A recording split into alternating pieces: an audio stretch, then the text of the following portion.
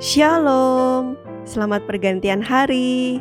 Marilah kita memulai hari yang baru ini dengan merenungkan firman Tuhan.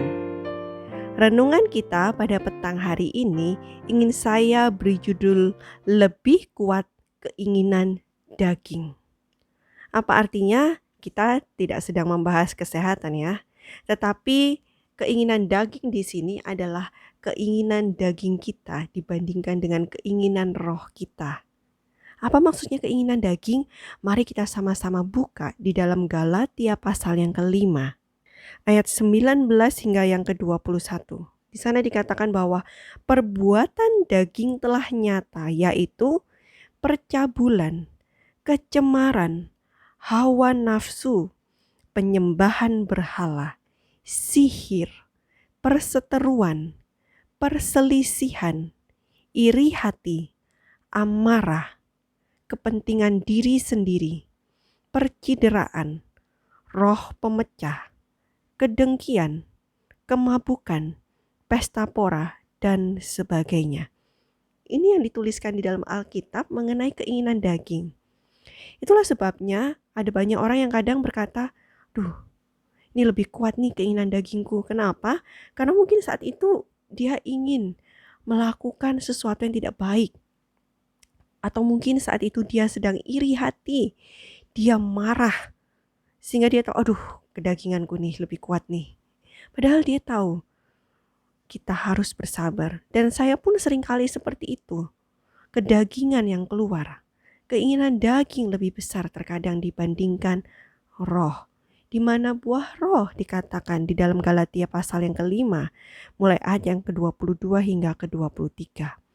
Tetapi buah roh ialah kasih, sukacita, damai sejahtera, kesabaran, kemurahan, kebaikan, kesetiaan, kelemah lembutan, dan penguasaan diri.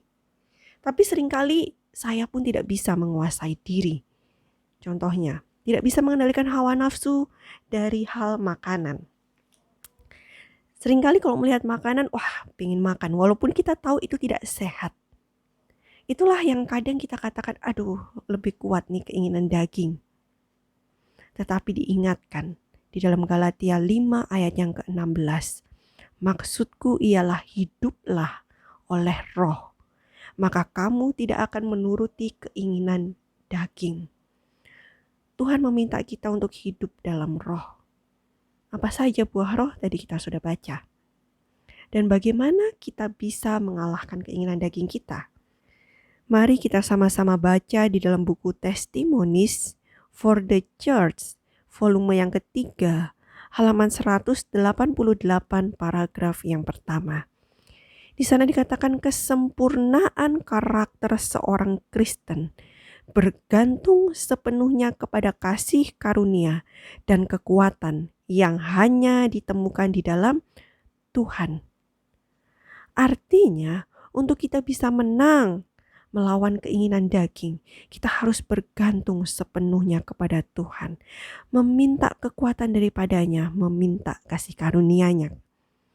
Sehingga saat kita memiliki keinginan daging dan kita berdoa, Tuhan tolong bantu saya agar saya bisa menang melawan keinginan daging. Maka kekuatan itu diberikan oleh Tuhan untuk kita.